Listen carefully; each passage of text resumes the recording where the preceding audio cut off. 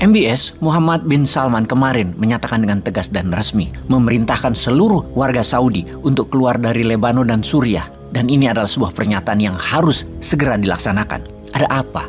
Apakah peningkatan perang di wilayah tersebut meningkat? Dan pasti satu hal yang kita tahu bahwa Saudi sudah berdamai dengan Iran. Berdamai dalam arti sebenarnya. Pertemuan dua negara menjadi rutin dan meningkat perdagangan dua negara tersebut dalam 1 tahun ini. Akankah Iran menyerang Israel? Akankah Hizbullah, proksinya Iran, akan menyerang Israel? Mengapa Iran demikian agresifnya sekarang? Kita membahas tentang Iran. Mengapa sangat ingin menyerang Israel? Kita awali dengan informasi di akhir tahun 2020. Seorang ilmuwan nuklir Iran, Mohsen Fakhrizadeh, tewas oleh senjata otomatis seberat 1 ton yang diselundupkan agen Mossad Israel ke Iran.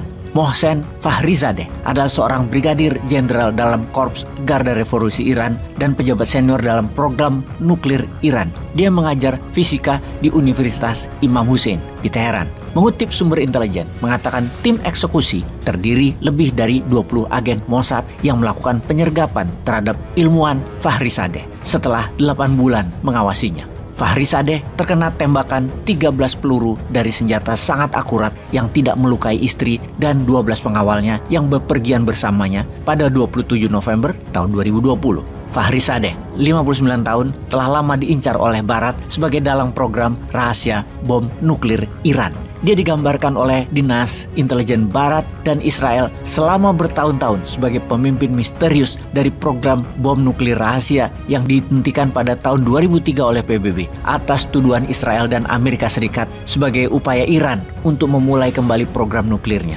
Iran telah lama membantah upaya membangun senjata nuklir.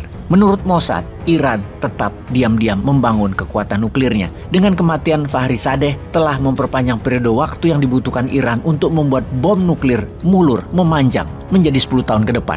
Bagaimana Fakhrizadeh dieksekusi? Sebuah tim membuat rencana menit demi menit yang sangat rinci. Kemudian selama 8 bulan, mereka bagaikan bernafas dengan Fakhrizadeh. Bangun bersamanya, tidur bersamanya, berpergian bersamanya. Mereka bahkan dapat mengendus krim cukurnya setiap pagi dan menghirup bau aroma kopi yang diminumnya.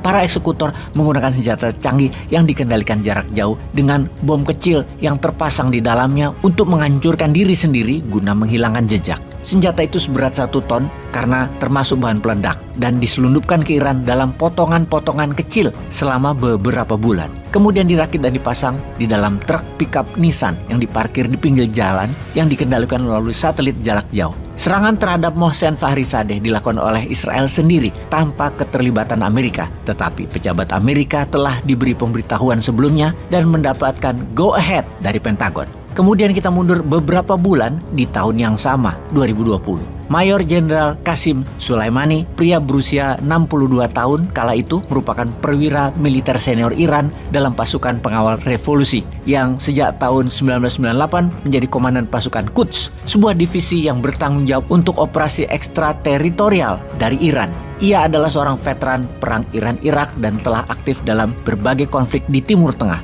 terutama di Irak dan Syam. Pasukan Quds telah lama memberi bantuan militer untuk Hizbullah di Lebanon dan Hamas di wilayah Palestina. Pada tahun 2012, Soleimani membantu pemerintah Suriah, sekutu penting Iran, selama perang melawan Daesh atau Negara Islam Irak Syam atau ISIS. Di bawah kepemimpinannya, Iran telah memperkuat Hizbullah di Lebanon dan kelompok militan pro-Iran lainnya, memperluas kehadiran militernya di Irak dan Suriah, serta mengatur serangan Suriah terhadap kelompok pemberontak yang berkepanjangan di negara tersebut. Sebagai komandan pasukan khusus elit, dia mengatur operasi rahasia yang melibatkan jaringan milisi proksi di seluruh wilayah. Dia secara luas dianggap sebagai arsitek perang Presiden Bashar al-Assad di Suriah, konflik yang sedang berlangsung di Irak, perang melawan ISIS, dan banyak pertempuran lainnya. Soleimani secara luas dipandang sebagai tokoh paling berkuasa kedua di Iran setelah Ayatollah Khamenei. Soleimani dan para pejabat dari milisi yang didukung Iran tewas terkena serangan tak berawak Amerika di dekat area kargo di Irak.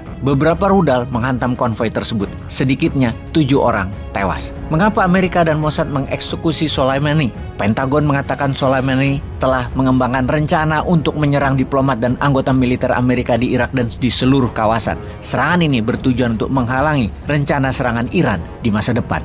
Amerika secara resmi menetapkan Garda Revolusi Iran dan pasukan Quds sebagai organisasi teroris sebagai puncak kemarahan Iran atas meninggal dua tokoh penting Iran, yaitu pemimpin Garda Revolusi Qasim Soleimani dan ilmuwan nuklir Fakhrizadeh. Pemimpin tertinggi Iran Ayatollah Ali Khamenei mengatakan balas dendam berat menanti kepada para penjahat Amerika dan Israel. Apakah hal itu sekarang akan dilakukannya? Perang itu sekarang. Apapun itu, Indonesia harus bersiap. Peace.